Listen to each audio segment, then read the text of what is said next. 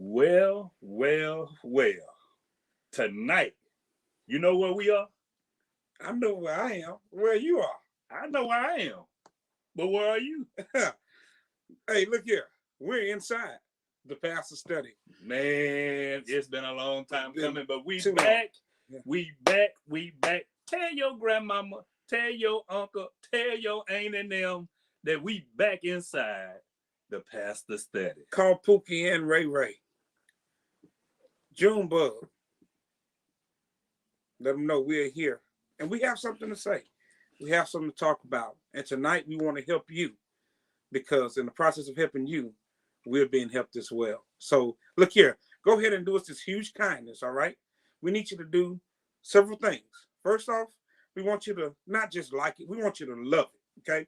Then we want you to share it. Then we want you to comment. Tonight we want to hear from you as well as talk with you about some issues that has been going on at least for maybe the past 3 to 5 years, very heavily in our community, within our churches and abroad. So go ahead, like, share, comment, invite somebody, because tonight we want to help somebody, and we got some people that's going to help us help you. That's what's awesome about it. We got some people, man. It's good to be back. It is. It is. It's been a while. Yeah. We haven't done a show. Yeah. Oh man, probably Yeah. since last year, but. Last year was a good year for us. Right. We're one down, but Right. He'll be back. We Yes, thank God he for will be back. the team, M3, Yeah. Pastor Marshall, and Pastor Marcus. So we're ready for a great conversation on tonight. Yeah. And please, it don't take much just to hit that like button. Right. It don't take much to share it. Somebody Right. on your timeline Right. needs this conversation on Right. tonight. Because a lot of people are dealing with a lot of stuff. Mm-hmm. And we want to try to help some people on tonight.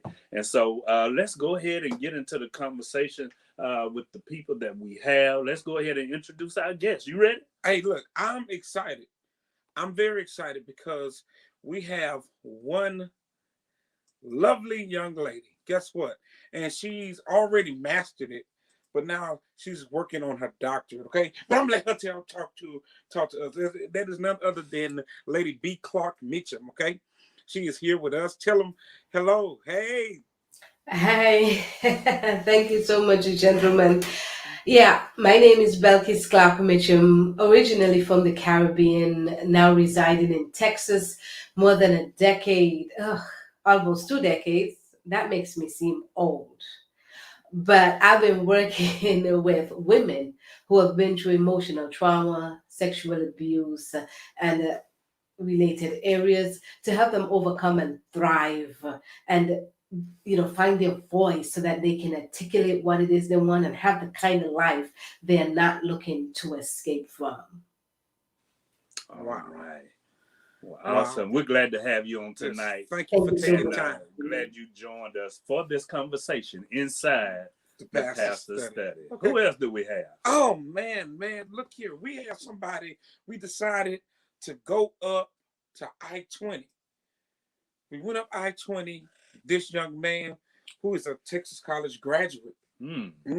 Texas College graduate. Not only is he a Texas College graduate, but he had the opportunity to serve here at the Dale Chapel Church as one of our staff pastors while he was in school. He interned here at our church. We're excited about what this young man is doing. He's under the leadership of President Anthony Sharp. Okay, so look here. I want to introduce to you all none other than Minister Ashton Rosebud. Y'all, hey, let's hear him. Come on in. Thank y'all for having me here in the inside of the pastor study. About time y'all had me on here. The episodes. Tell us a little bit about yourself, brother. Let me know who you are, man. From Texas College. After I graduated, while I was there, I joined Phi Beta Sigma fraternity, the best fraternity in the land. And then I left and became a Dallas police officer. So that's what I'm doing now. So I was just giving my insight from the law enforcement side, what I see and deal with on a daily basis.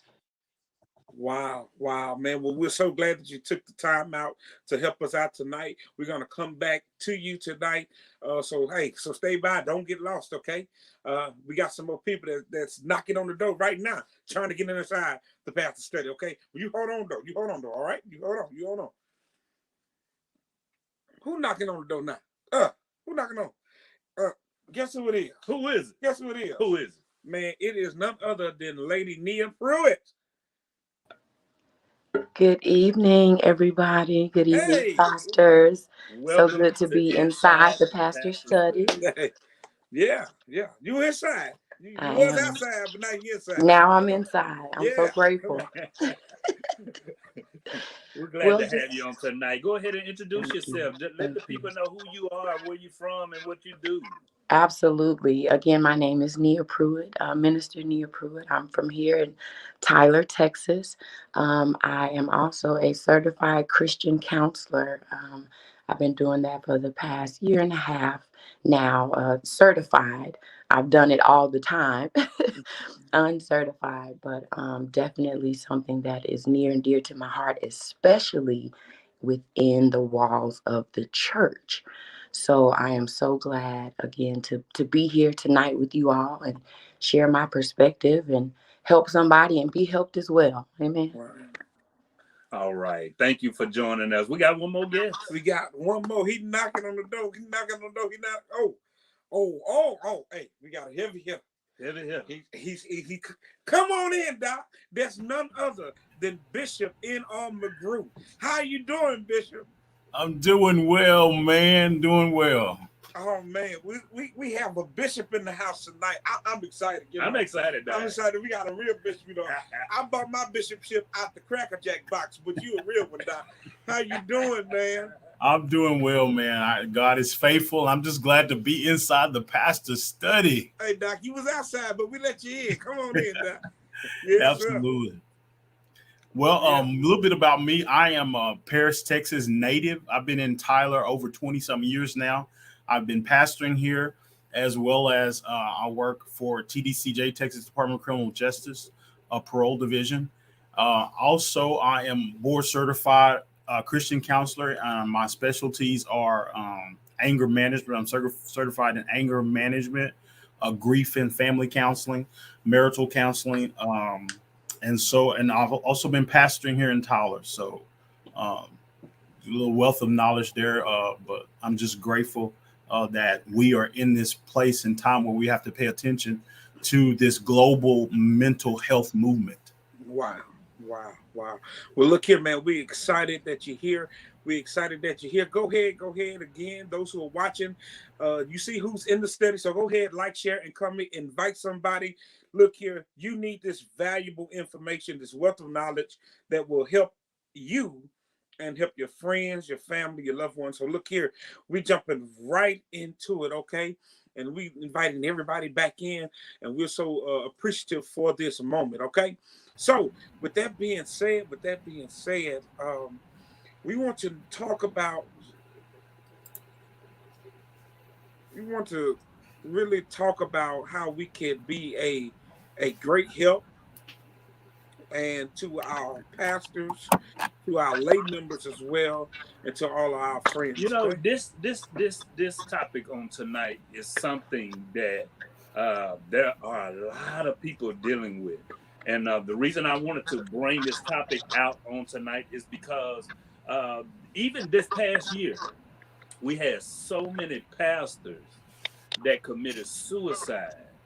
And not just locally, not just little pastors or small churches, but prominent pastors. And so I wanted to figure out, why is it that we're going through so much of this, but nobody's talking about it? Why are we going through so much of it and we don't talk about it on a week-to-week basis in our churches? Do you not know, not only pastors go through this, but the people that are in the pew go through it. The people that are playing instruments go through it. The people that are singing on the microphone go through it. And so we want to deal with this on tonight because the church needs a little help. The church needs some assistance. And we want to kind of help the church on tonight how to deal with mental health, mental illness. It's going around. It's rapid. It's going. Yeah. It is catching like wildfire, and we're ready to try our best to put this fire out. Okay, and so since we have you all here with us, we're in the study, we're talking about it, and again, hopefully somebody will really be helped by tonight. I definitely want to get into it. Um, I definitely want to get into it, and that is basically this: do you think religion has any effects on mental health? Is that an open question to anybody? Yeah.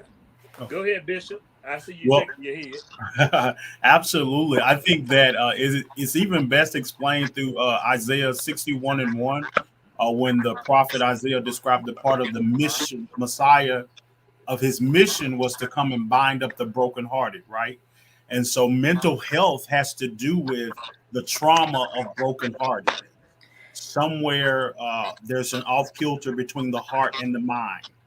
And oftentimes the stigma within our churches is that we have been taught that we could just pray it away, right? Or we can just do, but you really have to go in and deal with the the heart mind situation to be able to help balance out the thought. And so to your point, Pastor Marshall, is that yeah, it has been alarmingly loud in our world for the last 5 years, but the stigma has been there for the life of the church, Mm. especially within the Black culture. Wow. Wow, wow, wow. Let me hear from you, Minister Nia. It seemed like you were just bawling. That same question. Do you think it has its effects on it? Yes, religion does play a big part in mental health. Not only, as Bishop McGrew stated, the Bible speaks about so many different issues, whether it's the heart or mending the brokenhearted, or Philippians talks about anxiety. That's one of the main things that people deal with. So clearly, there is something with religion and mental instability or mental defect that we need to be looking at from a religious standpoint. It's not just happenstance, it's not just coincidence that we have these issues, especially again if the Bible speaks, especially, and it speaks life to some of these things or gives us tools to help us guide ourselves through different parts of our mental health, if you will. Okay, okay. And soon to be Doc Mitchum. What do you think? Oh, definitely. I believe that, you see, at the core of our whole mental health issues, what we have going on is that craving, that need for peace and the ability to process what it is that we are going through. And our spirituality gives us something to believe in. Mental health issues a lot of the time create this sense of hopelessness, this sense of overwhelm. So what we need is to be anchored. We need that focus, and our spirituality offers us that anchor. It offers us that focus. It offers us that hope. That's something that we can believe in. That's someone that we can hold on to. That assurance. Because when everything else starts to spiral, that's what we need the most. We need someone that anchors us and lets us know that though it may seem dark, overwhelming, or hopeless at the moment, there is hope. And that is what I believe that our spirituality allows. And in psychology there's a shared experience theory, and I believe as well when we come into our spiritual space, it offers us this space where people can be, or should offer us a space where people can be real, where people can say, here is someone who understand what I'm going through, because there's a healing in that shared experience. So I believe that it is a fundamental part of people being restored and people being healed. Definitely, without a doubt. Wow, wow, wow, wow, wow, wow, wow. Y'all are helping us already. So, when you deal with people, especially to my counselors and Minister Rosebud, we're definitely coming to you because you see it at a different angle. You see it in the church, but you definitely see it in the public, in the community. And sometimes what you see in the community is what we kind of fail to see in church, and so in the body. So basically, how can the church deal with individuals known to have mental health issues but refuses help? That's a good question. Um, if I could just say something on that, one of the things I try to advocate is because most people feel safe in their church, and so the church has our faith-based community has a key role in turning the tide of this what I would say is a global pandemic of mental health, as it pertains to many of us having to deal with the pandemic and social anxieties that comes with isolation, and so the church has always been a safety, and so we have to encourage our churches, especially through the pulpit, our pastors, that one-on-one counseling can do it, but as a community, we are more effective if we go ahead and talk on it and speak on it and not make it feel so like you're poisoned or you're damaged or you're so traumatic. If you're having any type of mental health issues like anxiety or panic attacks or any of those natures, and so I think the church has to realize that it's the safe place, and so I think that's key to turning the tide in this pandemic. I truly believe that. And one thing about this topic is there are a lot of people in the pew, a lot of people in the pulpit, a lot of people in the choir stand that are dealing with this, but nobody wants to have that uncomfortable conversation. Right. Sure. If everybody wants to keep it safe, everybody wants to keep it hid. Nobody wants to let their family secrets out. Nobody wants to tell what they're going through because, and you know what? I realize nobody wants to tell their testimony is because how critical the church can be. Let's talk about it, y'all. Come on. So, Doc, that's where I was headed. Um, the question becomes is why are people refusing help from the church? And there's two reasons why I think. Number one is because of how critical church people can be, church members can be. As far as it's not the norm for uh, go with someone to go to the church and ask for help, and we frown up at people because we use a word called "we," and I think a lot of people need to get away from the word "weird" because just because it's not something that you normally see doesn't mean it's weird. This person is just different, and we tend to run away from help that they need because our reaction to uh, their mental illness. That they try to church and express that feeling, but the church turned them away because it's not normal to the church. And then two, church. I think another issue. It's not an issue, but I think it is an issue. But I think I don't want to diminish prayer, but we get a lot of pray about it. Just pray about it. That offering clinical help, offering professional help Absolutely. to that person. Just pray about it. Telling the person that has mental illness to go pray when they're drained mentally. They don't want it. Right. They don't want to hear anything biblically, anything like that. So I think we as a church can try to help get that person professional help. And prayer comes along with it.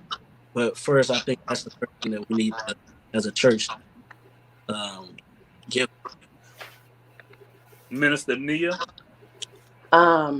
So I work for Adult Protective Services. That's my line of work. And every day we deal with people, adults, who refuse help. As we know, it's not like CPS. You can't force, you can't take anybody, you can't make them go anywhere, you can't make them do anything. So, how do you? With persuasion. How do you persuade? I believe for this specific instance, you need to be knowledgeable. You know, we as the church, and I say we because I'm definitely a part of the church. I love the church, but we need to be a little bit more knowledgeable, a little more patient, a little more willing to deal with these issues because we, as we know, just think about it. Everybody probably has dealt with a family member. I'm just going to make up a name, crazy Uncle Willie. And Uncle Willie's been crazy all our lives, right? But nobody ever said anything about it. They just kind of swept it under the rug. And the reason they swept it under the rug either is, like you said earlier, Pastor Jones, is because nobody wants to talk about it. It's a secret that's definitely prominent in the African American community. We don't like to talk about things. We want to what goes on in the house stays in the house. You know, we need to dispel that rumor.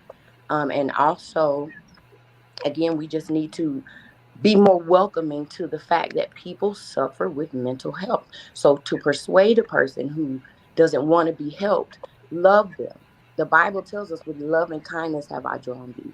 So if you love a person and if you welcome them with open arms and again present them with knowledge to let them know, hey, although I may not deal with this precisely or exactly, I understand. And Right. a lot of times that's when people say, okay, you know what? Let me try this. Let me think about this. And that way, we can offer assistance to people who may need it. Wow, wow. Look. I want to interject. Someone just made a comment. Brother Clifton Cardwell made a comment, and it says the church thinks prayer is the only of dealing with items and reality. The church not prepared on how to handle it. He said it's okay to have a savior And and a therapist. That'll Mm, Let's preach. let's talk Absolutely. about that real quick. Thank you, Brother Caldwell, Yes. because that is what people want to know.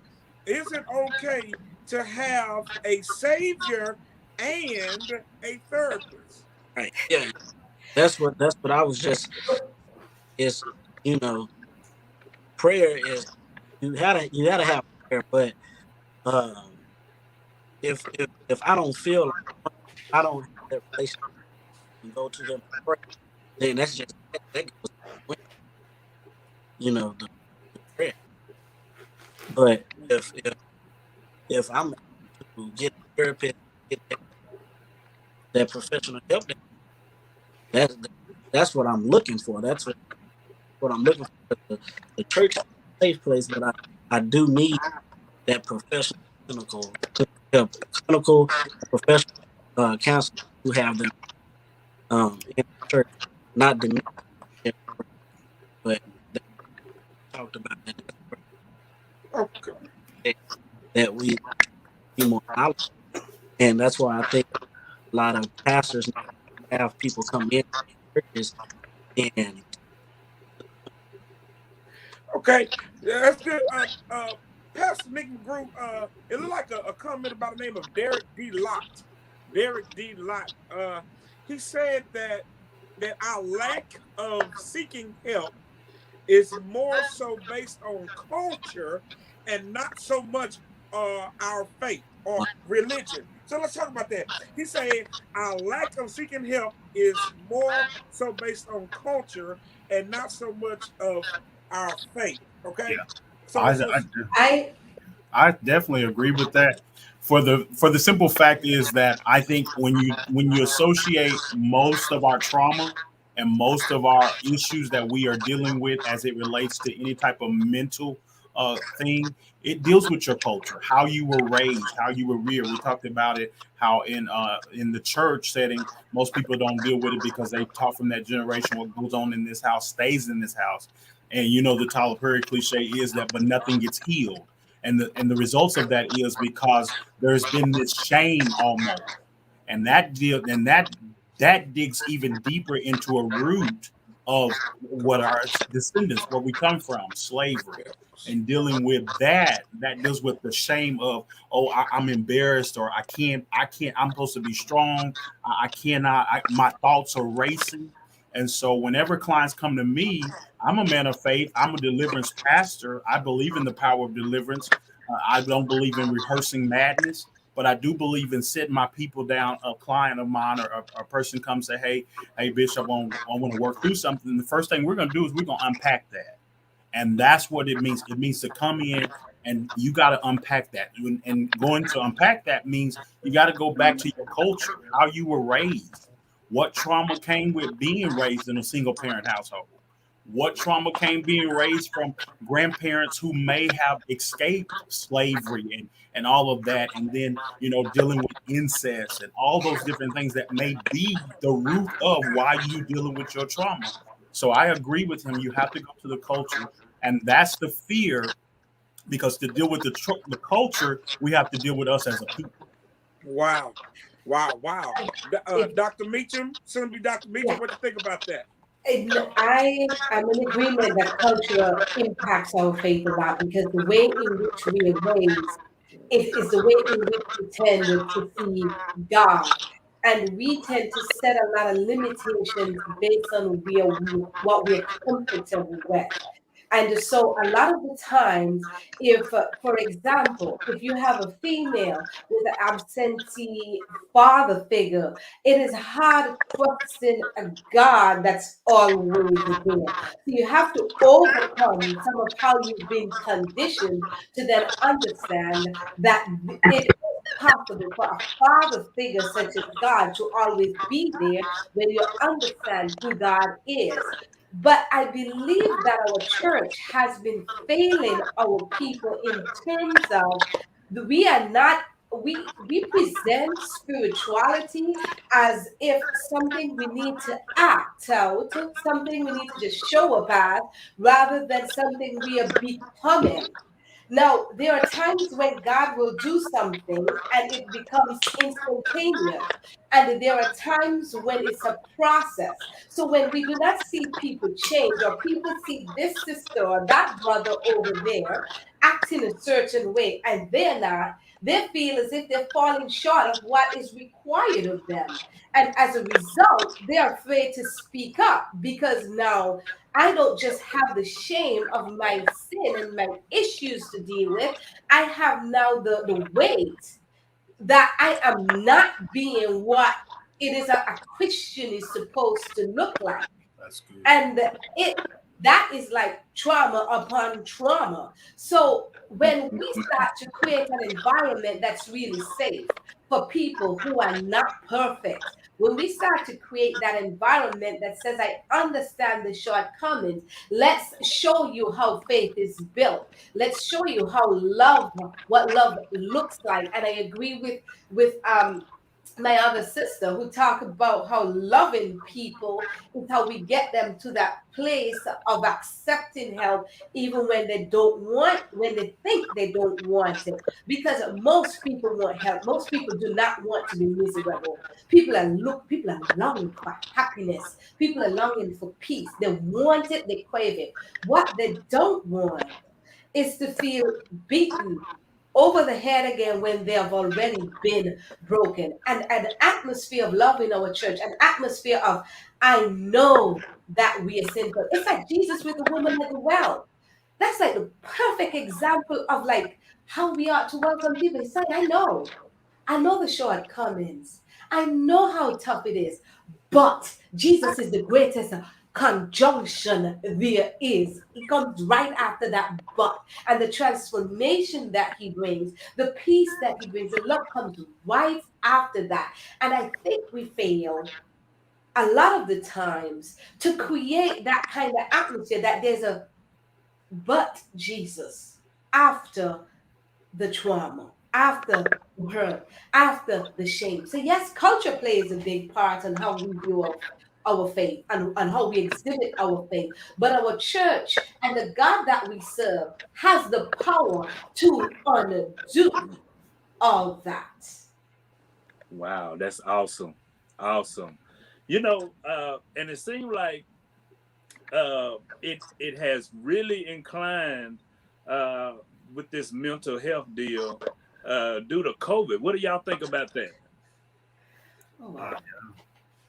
There is a growing global mental health movement around the world today. And as a result, I think the pandemic further pushed us into that, where if we stay negligent and avoid it, we can see more incidents of what you stated in the opening of suicidal. And one of the comments of someone said how it pertains to our children. I have just to be a little transparent, my daughter in the beginning of the COVID, I have a junior. She's a junior in high school, and she was dealing with isolation, just the isolation and confinement, and so she started having some mental issues with it. And I'm the pastor, and I'm her daddy, and I'm like, she need help, so I get her some help. I get her a person. I don't go get her the church to pray for her. I don't get her daddy come in there, lay hands on her, and rebuke all that. No, I get her a person to go. She go in and she talks through this so that she can unpack that. Because again, the atmosphere hasn't changed, as the lady before said. The atmosphere hasn't changed, so then we have to give her help to process through that. And sometimes, me being the father, me being the pastor, I may get in the way of that and be a hindrance rather than a help. So there is an incline due to the COVID.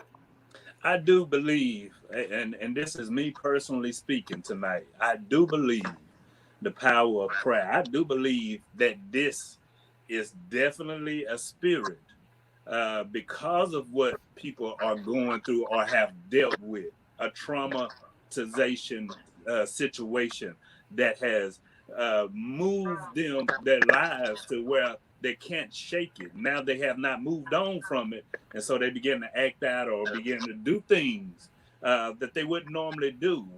Alcoholism or drugs or sex, or doing things out of the norm that Domestic that violence. that you would normally do can be considered mental health. Sometimes we know some folks are crazy, but sometimes some folks just act crazy. Right. And Um, that's another can question. Or another observation I would say. How can you tell the difference? do we need to tell the difference? You know, I mean, how can you tell the difference? I think the church uh cannot help what they do not understand. Right.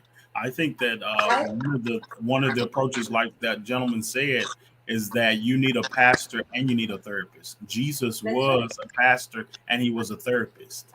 That's right. When you look at the ministry of Christ for the 3 years that he ministered on the earth, he gave a lot of therapeutic help to not only the disciples but even the 5,000.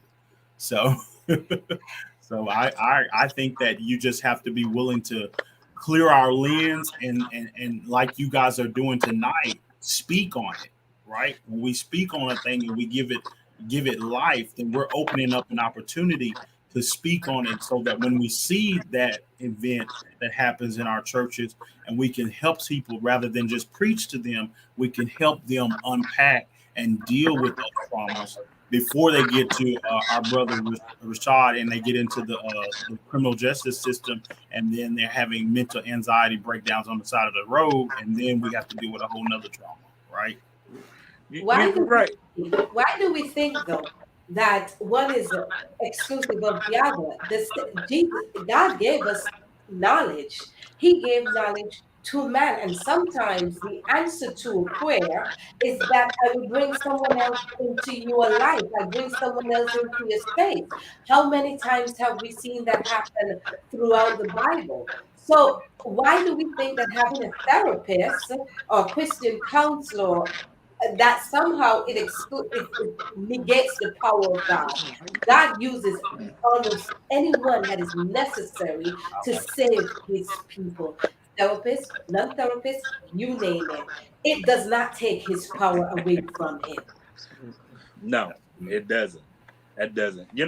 I think everybody has dealt with some kind of mental illness in one point in their life.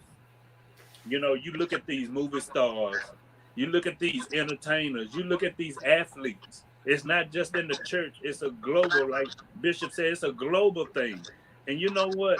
I can remember in my own life, and I think all of us probably will have a testimony of ourselves of some things that traumatize our life. I can remember for myself, when my mom and dad got divorced, I was about 8 years old. It literally messed me up. I didn't want to do anything. I didn't want to go to school. I didn't want to do my work. I didn't want to listen to nobody. I didn't want to do what I was supposed to do. And it took me for the longest to get through that situation. I was nearly grown by the time I could actually get past it. But if we never talk about it, Right. if nobody ever sits down and says, look, you can get through this, but you got to deal with what you've been going through. And most of the time we just, like somebody said earlier, we just shove it up under the rug and we don't want to deal with what we're going through. I had to really look at the nuts and bolts of my situation and say, look, I got to let this thing go and move on. And the reason I had to do that is because my daddy let it go, my mama let it go, but I was still holding on to it. And there's a lot of folk in church that are holding on to stuff that really everybody else done let go. Here's the problem with pushing stuff under the rug. You can't conquer what you don't confront. David went and he had to confront Goliath, and we've got a whole lot of Goliaths in our life, and mental health is one of them. The whole pandemic situation highlighted a lot of, it made us face our giants. It made us face ourselves. It made us face the things we are dealing with that all of busyness allowed us to cover. That's another way of pushing things under the rug. We get real busy with work, busy with goals, busy with our dreams. And then the things that keep popping up here and then, we just keep pressing them down. And so we've got our Goliaths that we need to face. But until we can confront the Goliath, how do we begin to conquer? If you look at a lot of the examples throughout the Bible, how God works through people, it always came down to a confrontation of some sort. And I'm not talking a confrontation of go fist somebody down. I'm talking about the reality of noticing that this is an issue that I need to deal with. This is how it's impacting my life. And these are the reasons why I need to let it go so I can get to the place that I need to be spiritually, emotionally, mentally, and otherwise. We cannot conquer what we don't confront. I don't That's see good. me be running away to try to conquer the enemy. That's good. That's good. I wanted to interject and just agree with, I'm sorry, Brother Rosebud, my apologies. But I definitely agree with Miss Dr. Mitchum.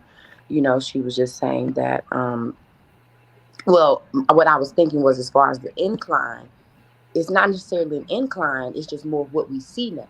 Now we can see it. People have had mental health issues as long as mental health has been an issue. But because of the pandemic, we have slowed down. And like she said, now we can't cover it up.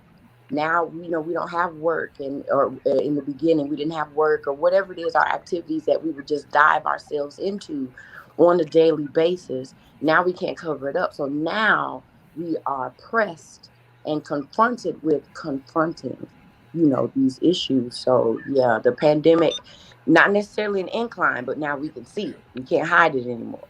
Oh, okay. Brother Caldwell, good God from on high. He's on it again. He's on it again. Caldwell, you leave it alone, Caldwell. But he's telling some truth. Brother Caldwell say asking for help shows a sign of weakness, is what we are taught. We all deal with a level of mental illness, anxiety, depression.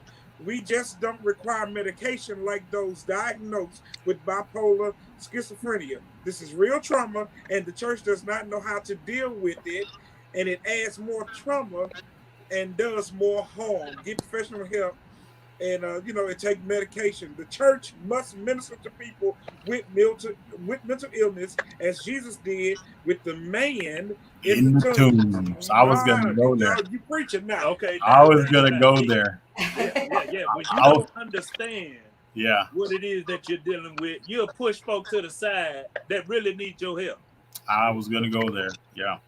And that's exactly what Jesus did when he got off the boat.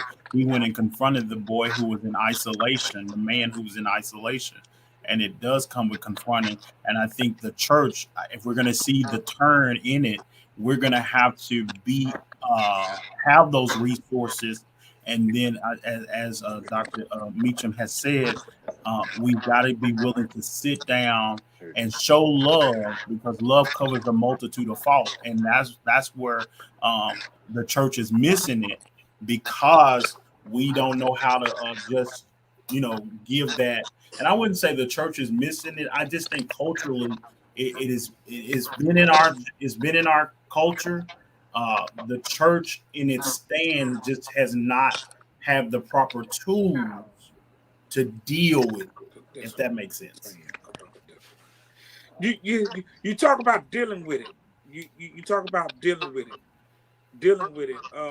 And one comment was done with Derek Lott.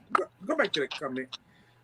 He said that if your church, if let's see, let's get that up there so y'all can see it.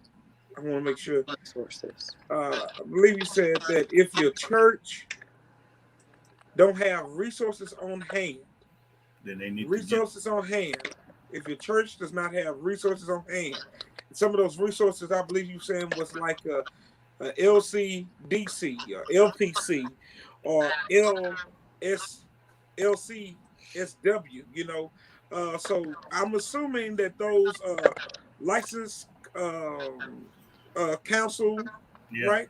yeah. Okay. In And church so to if you me, don't have those resources on hands, then we should be making referrals. Yes. He said too many times the church have let people down because we don't help our people find the help.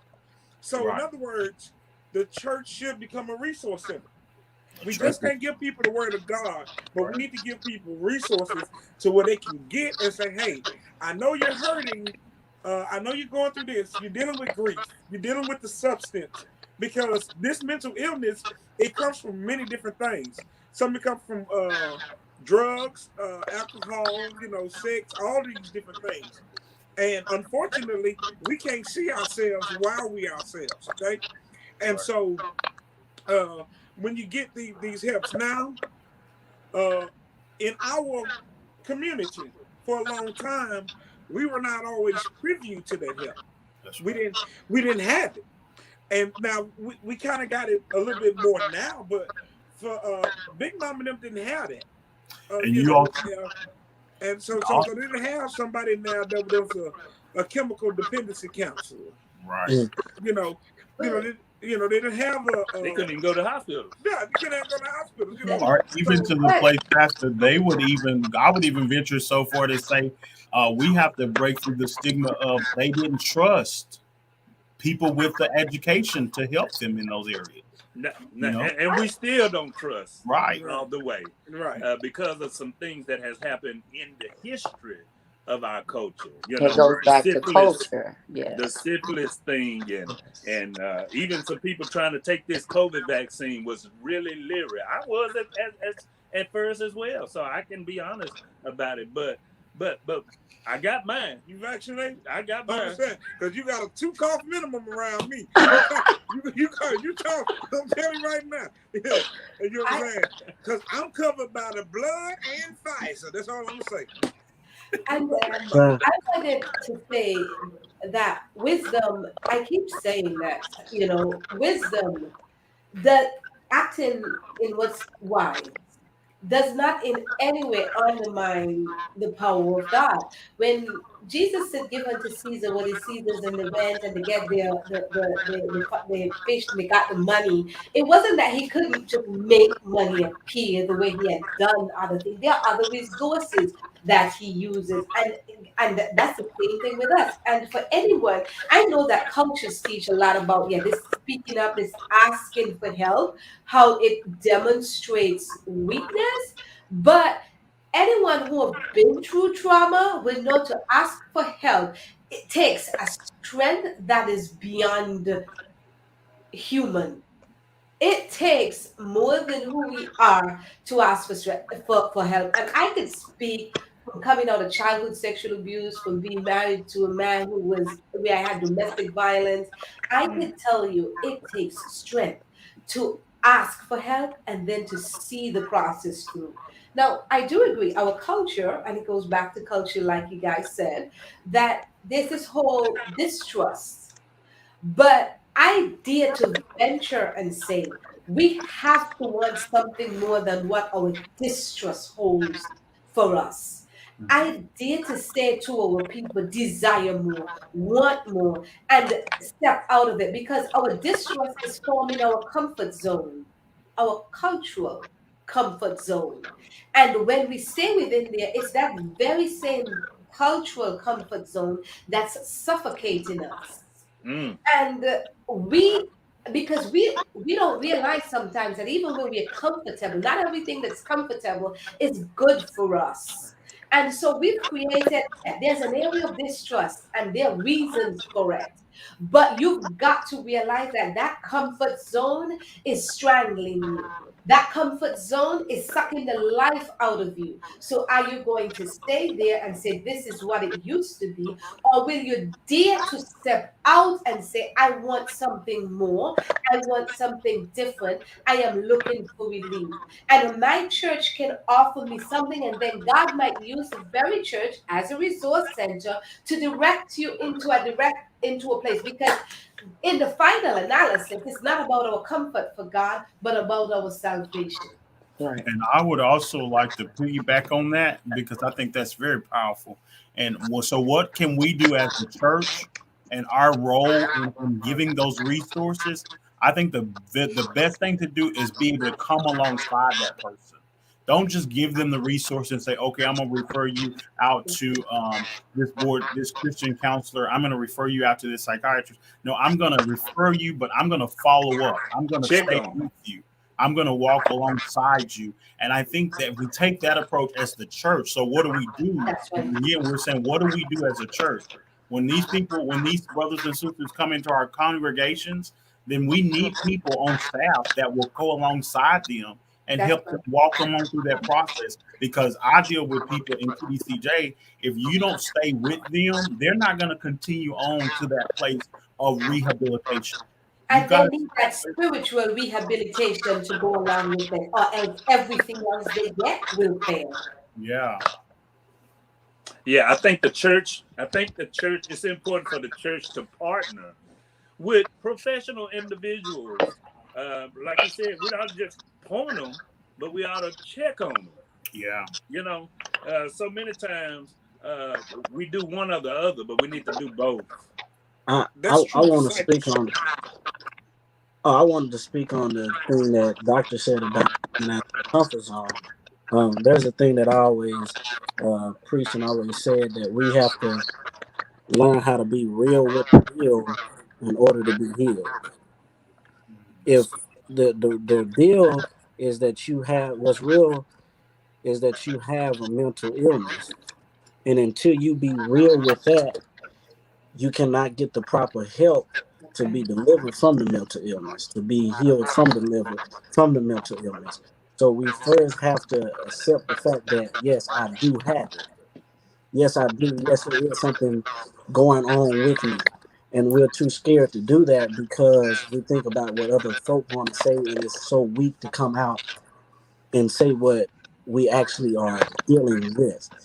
And that's what I deal with. And I come back and talk about that on the law enforcement side on when I do talk with a lot of these mental ill patients. So how is that for you? Like to deal with from that standpoint, because they may come to church and we don't know, but then what? How do y'all handle it when y'all don't know So, what somebody's dealing with? and where we talk, we, we resource. Uh, I think that's the first we'll call first, and as police, we get a call. And I work in Pleasant Grove, and then Dallas, South Dallas. If anybody knows, Dallas is a low income. area. That's my hometown, baby. Yeah. Pleasant Grove all day long. And so I go in Dallas and we get a lot of what we call CIT calls, which is crisis intervention, and we deal with to have those illness, and but we have called the care team. The right care team deals with the police officer there. There's a paramedic, social worker, uh, and we all work together just in case one person gets stuck. If the police officer is stuck trying to help that person, social workers. If the social worker is stuck, then the paramedic. They all play a role to try to help this person with illness, such as I've actually seen a sit at a bus stop and cover herself with peanut butter.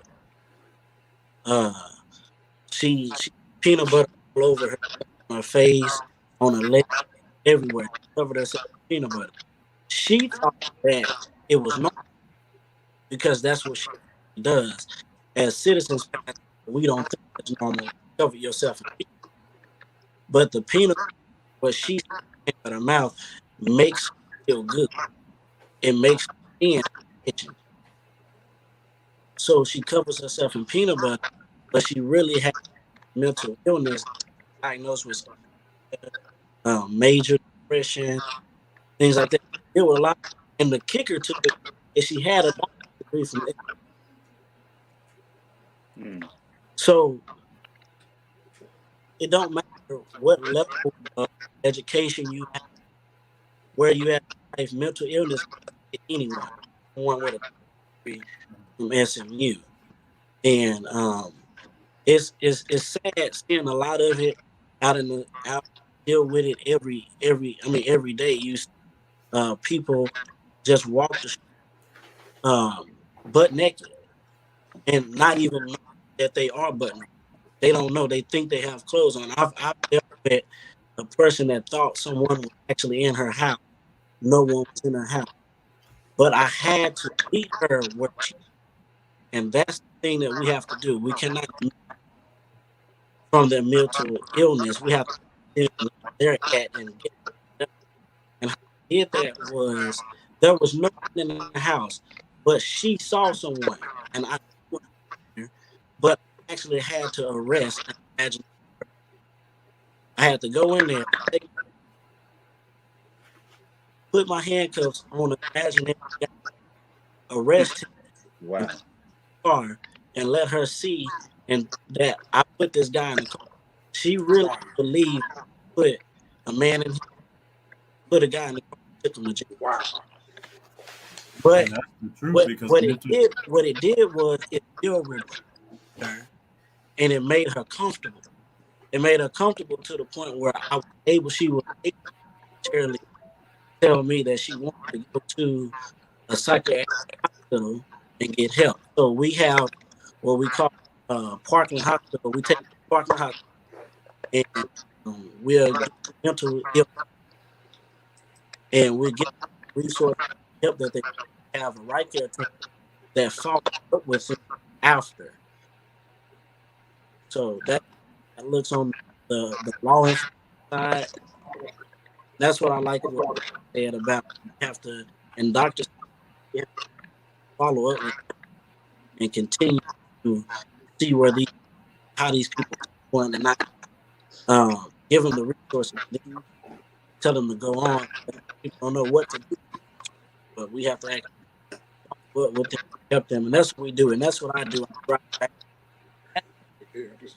when I have the time to, for it, just try to see how they're going and things like that, and they are progress. A lot of them. Wow. You know, y'all job is not easy, and I do commend you all for stepping up to the plate to make sure that you protect and serve, even though you deal with situations where nobody understands it. Somebody got to deal with it, and here they are calling you all to come deal with some mental illness patients.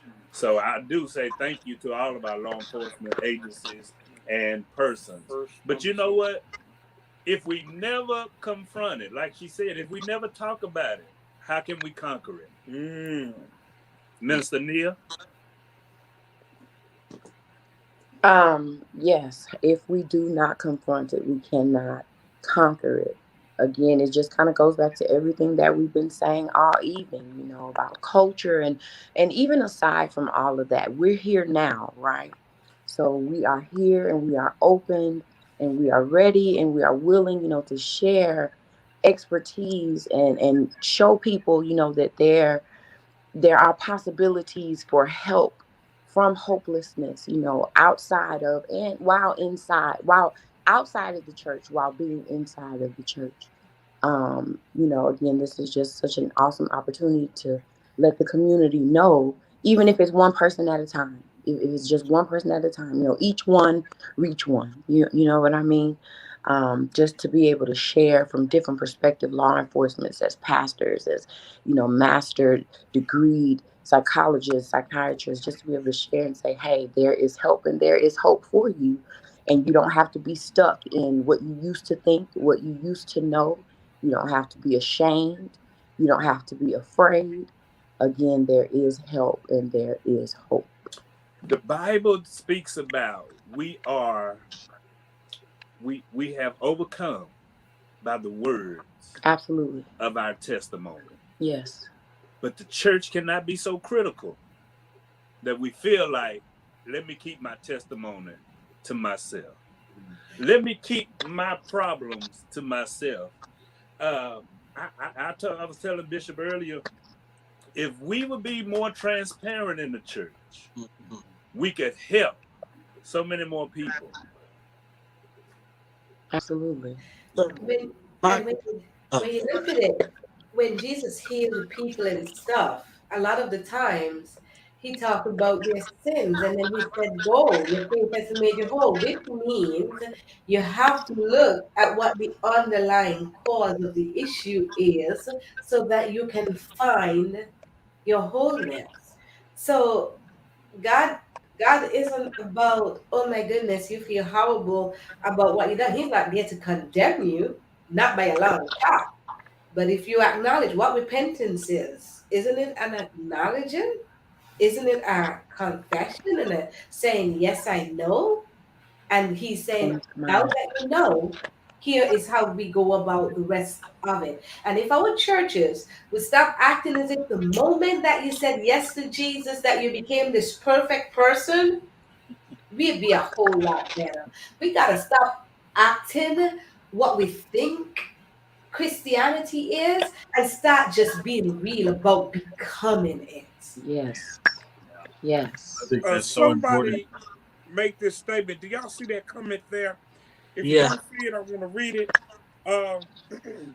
Somebody mentioned being healed from mental illness. Is it possible to be healed from all of them, or do you learn to cope? Is it a combination? I think more along the lines of anxiety than schizophrenia. What do y'all think about that? I believe you can be healed. I believe you can be healed. Yeah. I'm faithful. Where science comes to its limit, God goes way beyond that. Absolutely. That's where our faith comes in. Yeah. I Yeah. believe in You healing. and that goes to I believe he said he comes that he may heal all manner of sickness, heal That's right. diseases. That's right. Biblically, that was the commission of Jesus. So Right. absolutely, you can be healed from mental illness. That's right. I think that what we have to do if we're going to approach this and deal with this global mental health issue is that we got to take our approach, and I think the officer, he said it best, Officer Ashton, he said it, is that acknowledge that it is real to that person that's dealing with the trauma. It is a real thing when I'm having a panic attack. It's a real. I was with my panic when everybody talking about COVID, I felt like I had it just because I walked outdoors and I got in the house and it just messing with my head. And I have to breathe, take some deep breaths. I had to apply what I give my clients to myself just to be able to function in my purpose.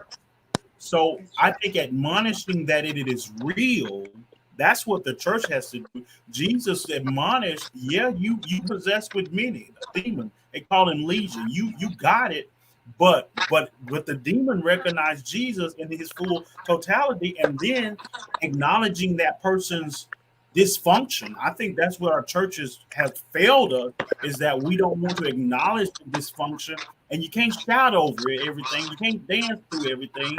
You got to be able to acknowledge those dysfunction, and you got to be able to trust that the pastors and the leadership of the church acknowledge it, that it's real, and don't dismiss it and say, "Oh, we're gonna see you down the street to so and so." And it's got to be admonished that it's real, and then that comes to deliverance. But you can be healed from that. And You're then if right, you my So, can't brother. be from it, when you can't be so, healed, get your medication. It's okay to take medicine Yeah. and plead the blood. Yes. right. So my question becomes, what does mental illness look like? I think a lot of us miss the signs of mental illness, and it's right there in our face. People can show the signs that they have it, and we can actually help them, but we miss the signs that they're showing us through their character, through the way they act, even through the things that they say, is really them trying to reach out for help. But we don't know what mental illness actually looks like, such as a person that comes to work is usually a person that gets along with people, but for a long period of time, they are dealing with uh, trouble understanding and relating to situations and relating to people. All of a sudden they're angry, they result back to violence and hostility. The anger is very consistent and excessive. Low energy, problems with sleeping, detaching herself from reality, paranoia, delusion. um that's a big. And then addictive behavior is one that I see a lot. Addictive behavior and There's just so many. There's so yeah, many. And There's that's so Because right many. in the mental church. health And I think that is, the church has to become very awakened to look at self isolation, withdrawal, drawing back, um, even over eating, eating more. Those things, don't just dismiss it. Look at that and yeah, come alongside and say, "Sis, I've noticed some changes in you." Or brother, I know that something's different about you. You want to talk about it, and that's the first door. That's the first open. And then if you can't talk about it, hey, pastor, you think we can check on Betty? Betty got some things going on, and I just noticed some stuff. Pastor see it. Hey, Pastor, can you call Miss Pruitt in? I know she's a counselor. Maybe Miss Pruitt can talk to her. So those are the resources. Those are the steps. But you gotta have somebody step in there and be willing to identify it with first by withdrawing, watching behaviors, and all of that. And we also don't want to, start diagnosing people as well. yes, When if we are not licensed or professionals or, degreed, we don't want everybody just walk around, oh, they have a mental illness, because they may not. They may just have had a bad day. Sure. And Right. so they have an attitude, or they've isolated, or somebody could be an addict and going into a psychosis because they smoked a bad batch of something. It Sure. doesn't necessarily entail or mean that they have a mental illness. Now, mental health, that is a broader spectrum. Sure. right, How are you mentally? Are you healthy? Are you whole? Is there anything that we can do short term or right now to get you back to being able to think or behave or function properly? And then after you able to assess that, going back to the resources, you know, um, maybe looking at your resources or speaking with people that are resourceful in your ministry, and then you can assess, then, okay, this isn't just a mental health issue. There's an illness here that Sure. needs to be properly diagnosed and therefore treated. That's right. This comment comes from it's my house. Yeah. The first lady, I love my her. wife, pastors. Do you find yourself avoiding helping people in order to avoid offending people in the church? And I think that all of us have had cases. I'm gonna say this. We've all had cases where we say, "Oh, that's sister so and so, she just crazy." We've all had cases. Dale Chapel Bishop ain't said that. I need my church after the show. I ain't said that. We all had cases. I ain't said none of that. Higher dimensions. I ain't said that. I ain't said none of that. I ain't said nobody crazy. I love every last one of y'all. I love you. But there has been people that have acted out, and we just look over it, what I'm saying. Right. We look over what they're doing instead of trying to get down to the meat and bones of the situation. You know, if we stop letting stuff go unnoticed, you know, it's fine if they reach out to us, we'll talk to them. But the folk that don't reach out and we see what they're doing, we never find out what's wrong or what's going on with them. Yep. I think as a pastor, I might speak on that. Having served over 20 years as a pastor, you do find people that right now we're dealing with a generation who are easily offended.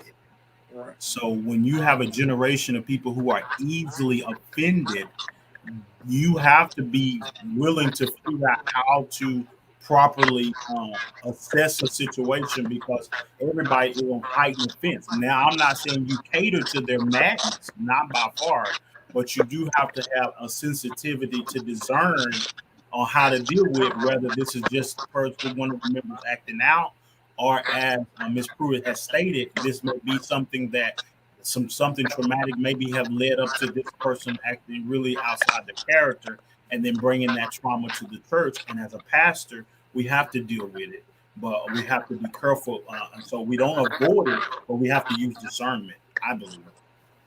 And kindness. It comes, I mean, think about if you're in a similar situation, how you'd want to be dealt with. It goes back to the very basics of treating others how you'd want to be treated. We would want the truth, but the truth does not have to be cutting and brutal. We can do the truth with kindness. We can do truth and softly spoken. So, yeah, sometimes I've avoided situations because I didn't want to offend and I didn't want to tell, but it doesn't really help me or the individual to do that. And it has taken me many years to understand that truth doesn't need, though it may sting, though it may hurt, it does not have to be brutal or destructive. It can be compassionate. Sure. And restorative and healing. You know, it's all about, like you said, the approach to it makes a big difference. And the other side of that too, you know, I'm not a pastor. God bless all the pastors. I thank God for my own dealing with me. But and I mean that wholeheartedly. God bless pastors, they have a job, but you might have to. I just love your pastor, by the way. I love him too. Hey, Pastor Pearson. Hey, Pastor DeMarcus Pearson, that's my pastor. He has dealt with me so many years. God love him. Bless his heart. But offense will come, you know, for you and for the person that you are speaking to. You know, Jesus said that, you know, following me, you're going to offend some people. And I think that, again, as Dr. Mitchum stated, you don't have to be nasty and crass about it. But you also need to understand that if you're going to confront an issue, we're talking about confrontation, right? Be prepared for that and take heart. Because you'll win more than we actually think we'll lose. I think we become so soft and so afraid to offend because we don't want to lose people. But the truth of the matter is, people want, like she said earlier, they want help and they want to be whole and they want to be better. And people actually do like discipline and structure. Yeah. So, you know, if we just go out there with the full armor of God on, you know, like seriously, go out there and say, okay, this is what I'm doing. This is what I'm offering. And with the checking our heart, making sure that we are giving information or sharing information, not from a place of malice, but honest and true help. I think even with those that are offended, I mean, because some people are just going to be offended just because the day is long. You preaching, because the sun shines. You preaching, Pastor. You know what I mean? So that is what it is. but we can't walk into situations like this where we know people need assistance and be afraid. There, otherwise, we're going to lose more than we should because we're afraid. That's Right. Right. right.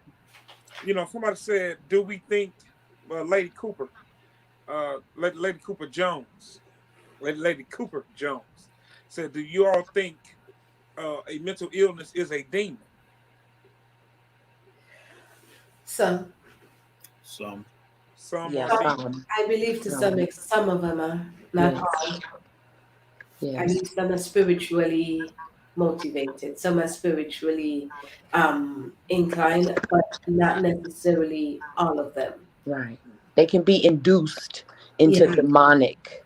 Right. It's like opening a gateway. Sometimes you enter into something or you get into something, for lack of a better phrase. And and then there that opens a door for demonic oppression or that's possession.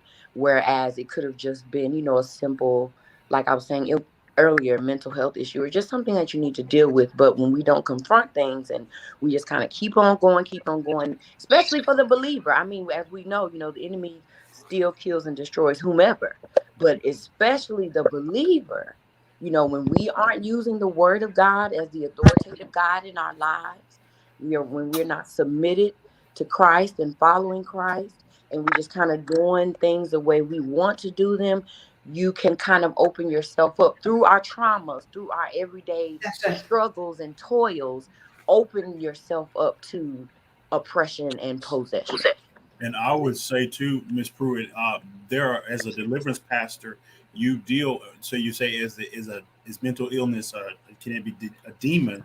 You go from stage first is depression. What you Yes, don't sir. deal with in your depression stage, and even to the place where God had instructed Moses, you have 30 days to grieve. Yes. You After 30 days, you don't get no more. Yeah. That means because if you go beyond that 30 days, you're gonna go into oppression. And That's then right. once the thing is oppressed, it's submitted and it becomes a cult within the body. And Yes. that's where you get the possession. And Yes, that's sir. the demonic places of. And those can be traumatic scenes. And we can see that scene out with behaviors like schizophrenic behaviors Right.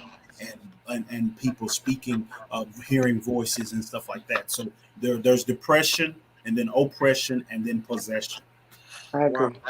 For the Yeah, person that know they suffer from this mental anguish, but they just deal with it the best way they can, or they can't afford a therapist, so they just work through it, by fixing one problem at a time.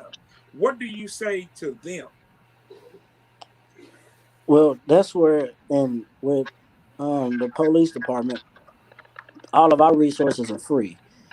Um, if they cannot afford it, they're free, and the city is the one that takes up and pays for that because we have the program through the city, and so everything that they need is totally free. All they have to do is go to it and get it. So and just use the resource. So if I would say if you don't have that kind of program in your city, try to fight for that program through your police department, through your city council, and see how they can partner up with other entities in around your community, so that those programs could be free to others that cannot afford it. Right, And I right, would too say, Pastor, that in the interim of that, the Bible says we are to be helpers one to another, right? right. So if Miss Pruitt's church has some Christian counselors, and if Dale Chapel has Christian counselors, we that become knowledgeable of people that may come into a situation are, I would say, since we're steaming from faith based, it starts there to say, okay, let me set you up with Miss Pruitt, and maybe Miss Pruitt's fees maybe are a little, maybe she may have a sliding scale or whatever the case may be, but we are to be helpers one to another. So I don't think the all end out is you deal with that by yourself. I don't that's think right. that should be it. I think that we should be more intentional with trying to figure out these resources and partner in and helping each other so that we can turn the tide of helping individuals that are dealing isolating. Then we get the newspaper and say, oh, they done committed suicide. Well, nobody went any further than we don't got nobody to help you in our production. That just won't work. I And know, also I know in our churches jobs. who, Oh, go ahead. I'm sorry. Go ahead. I would say that I know of churches that offer counseling services to individuals in the community, and the individuals don't have to pay for it. And people might just donate, or the church might just allocate a bit of the resources towards compensating that counselor. There are some of them who volunteer. So there are multiple ways that we can assist our community and not let people fall through the cracks. We just got to be willing to do it and put in the work. That's right. That's A lot of times through your in place of employment, they have resources where you can get free sessions, up to like 6 free sessions. For those that do work, you just have to check with HR. That's another resource that we can give to people. And they offer counseling, they offer therapy. It's not all companies, but most, especially mainstream, they do offer that. So that is another resource for people, and it's free. And then after that, they can give you some resources within wherever you are, because typically, HR may be based somewhere else, but they can give you resources in your immediate community of different therapists, or even ask your doctor, your primary care physician. You go to the doctor for your blood pressure, mention to him about your mental health needs, and then they can also give resources. Wow, this was an awesome conversation on tonight. I want to thank you all for joining us. If you've enjoyed this conversation, put in the chat, put in the comments. I've enjoyed this conversation. We need to see it on tonight. I want to go ahead. We're going to get ready to wrap this thing up, but I want to go around the table and get our last and final comments from each of our guests, because this is such a big, enormous topic that we can't just do it in one night. We can't do it in one setting. But I want you to leave some words with somebody that may be dealing with some stuff right now, that they may be able to gain some help, some knowledge, or some insight. Uh, uh, uh, Pastor Rosebud, go ahead. We're gonna start with you.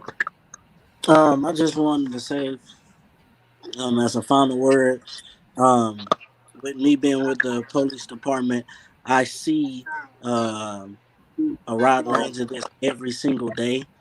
So many people are dealing with mental health, mental illness, um, and are not getting the help that they need. Help is not going into the right. And so what I would just say is, um, like like the doctor said, uh, please confront the mental uh, issue that you are dealing with. Don't run from it, but confront it and try to get the best help that you can get from it. And that's all I have.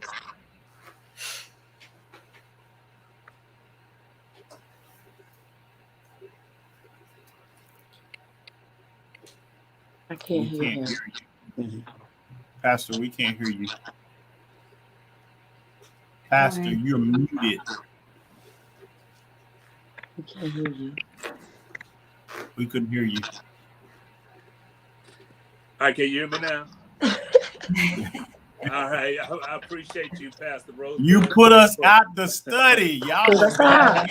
We've been for here coming all night. through. And you put us out. But awesome job to the policeman, to the pastor, to the Sigma for stopping through the pastor study. Thank you so much. We're Bless you. going to go to Dr. Meacham tonight and get some final comments and from her. Anyone listening who might be struggling, I just want you to know that no matter how dark it is, the darkness does not last forever. There is hope that and that you are worthy of having the help that is necessary, because when that darkness starts to overcome us, a lot of the times we think that we are not worthy, that we are not good enough, that we are not deserving, but we are deserving. The mere fact that you're here, the mere fact that you have held on for so long, mean that you can hold on just a tad bit more, because your dawn is coming and the light will break. But you have got to make that step. You've got to know that you are worth making that step for, because there's a God who made major preparation for you, who made major preparations for the steps that you are going to take. And in Him, there's a completeness. He knows where you are. He knows what you've been. He knows what you've been through. And He took all of that into account and says, I'm going to shed my blood for you anyhow, because I want to save you. And you're hearing this because this is your day of salvation. This is your day of redemption. This is your day of hope. There is hope for you, and it has come today. Nothing is all hopeless, not once God is alive, and He is eternally and forever alive. So your hope is here. Your turnaround is here, and it can happen for you. Take that from someone who's been hanging on from suicidal attempts, from depression and anxiety, from childhood sexual abuse, and who God has brought to this place. The enemy ain't got nothing on you. It's time for you to rise. Wow. Awesome. Awesome. Woo! Awesome. Man, That let me was tell you good. something. She Dr. about to Where light a is fire the up in this thing. altar? You hear me? I'm rededicating my life. Yes, Lord. But you know what? You got a strong testimony. Keep on telling the world, because somebody is going to come out of what they're in. Exactly. Because of the situation that you can help them with. Thank you so much, Dr. Meacham, for coming on inside the Pastor Study. Thank you so much. All right. Let's go to the counselor. Yeah. The counselor, Minister Pruitt. Go ahead and give us your final thoughts and your comments. Final thoughts. This was great, definitely needed. I am so honored to have been a part. I'm so glad that you guys opened this door and this conversation for us to have and share with one another.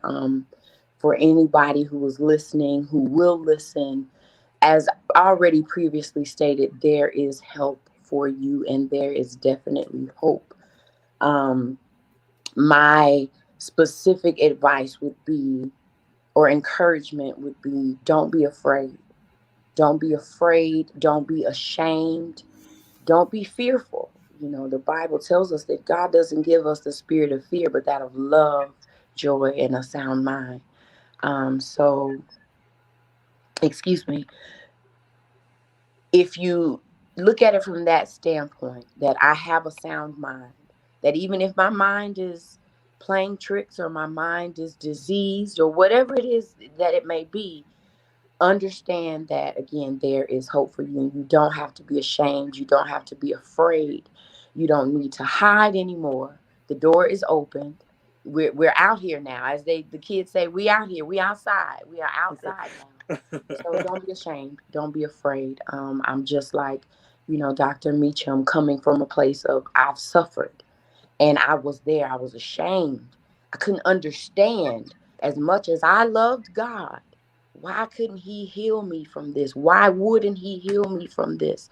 Why was I suffering? Why was I going through all this? And I was doing it silently. I wouldn't talk about it. I wouldn't tell anybody because I was ashamed. I was too embarrassed. But somebody saw me and they told me, Nia, there is help for you. And everything that was always on the inside of me, to help people, not only came from just compassion, but from experience. So again, don't be ashamed. Don't be ashamed. Don't be afraid. Don't hide. Help is here. It is available for you.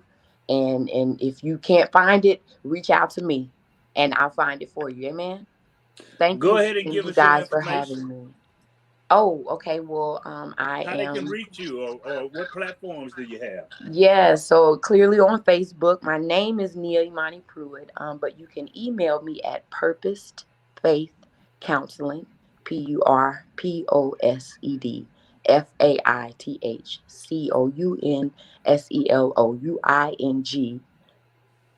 gmail.com. You can reach out to me and I can give you information, resources. If you want to speak to me, that is great. If you don't want to speak to me, I know plenty of people, i.e., Bishop McGrew is on the line right now. I have lots of friends and peers, that are willing to assist. But again, you can reach out to me on Facebook or send me an email and we can go from there. Thank you guys again so, so much. Thank you for coming Absolutely. inside the pastor study. Thank you. All right, Bishop, we're gonna let you wind this thing up, man. Give us your final thoughts and comments on tonight. Wow. First, I just want to say thanks, brothers, for inviting me into the pastor's study. Truly, I have been blessed. I just want to take a spin off of the mental health, what the church is not talking about. I think that what the church should focus in on, if the church doesn't have a budget or the staff, well, the first thing the church can do, talk about the issue using language that is appropriate for the church and the cultural setting.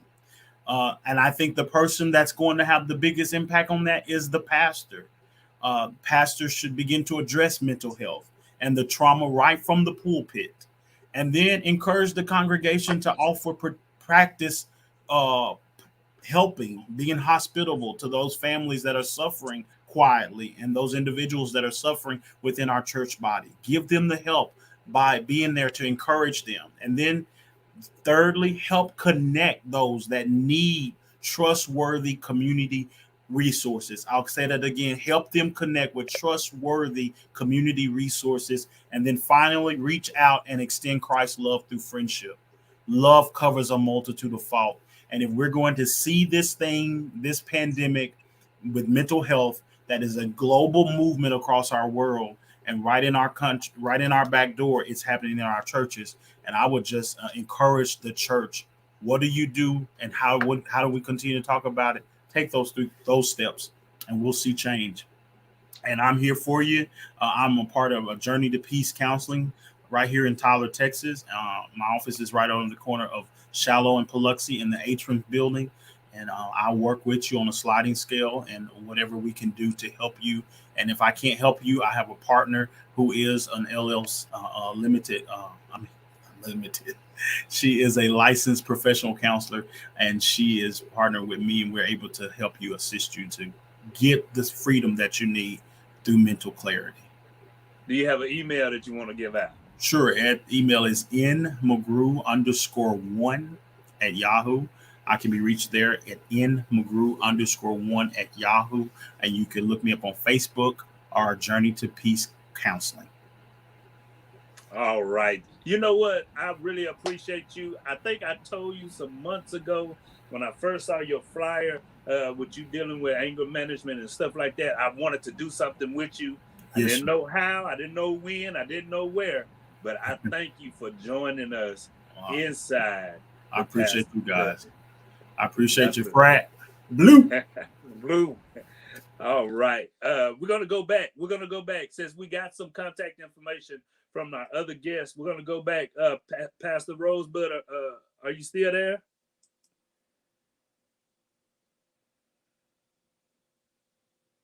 Pastor Rosebud.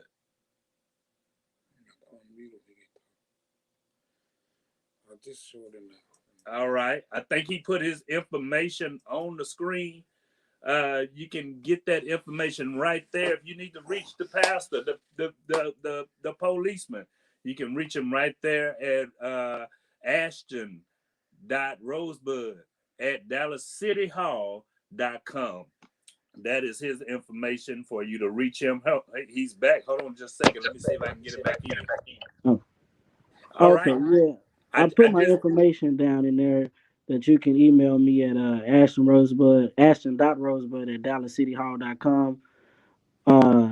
And I can send you tons of resources your way, and that they can give you the resources right then, and then continue to follow up with you. And those resources are free, or you can inbox me through my through Facebook, and I can send you my personal number. That way, I can actually send people out to your way as well. All right, and you're in the Dallas-Fort Worth area. Dallas, yes, Dallas Fort Worth area. Yes, All sir. right. Thank you so much, man. Thank you so No much. problem. And also we want to get back to Dr. Meacham. She's got her information, and she is. Let me tell y'all something. She is a lady that has a lot of accolades. It's an honor to have her on tonight, and I definitely want her to give her information. I know it's on the screen, but go ahead, Doctor.